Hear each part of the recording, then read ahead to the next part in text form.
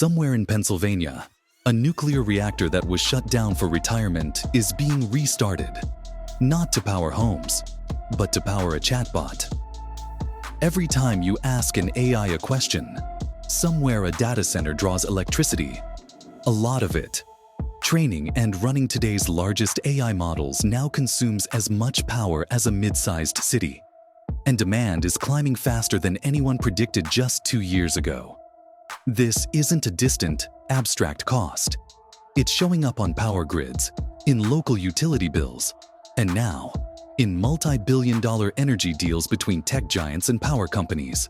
Modern AI runs on massive server farms packed with specialized chips called GPUs.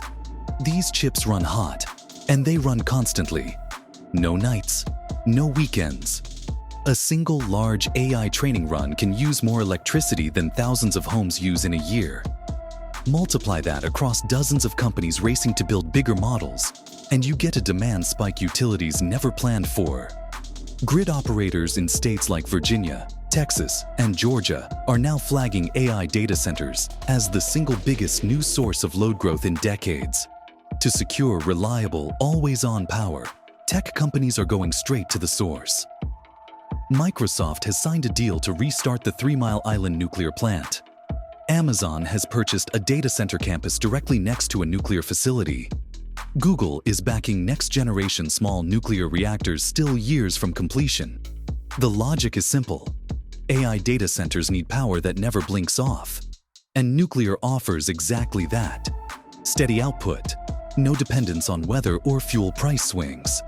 Supporters argue this is exactly the kind of investment the energy grid needs. Tech companies have deep pockets, and they're using them to fund plant restarts, new reactors, and grid upgrades that public utilities alone couldn't afford.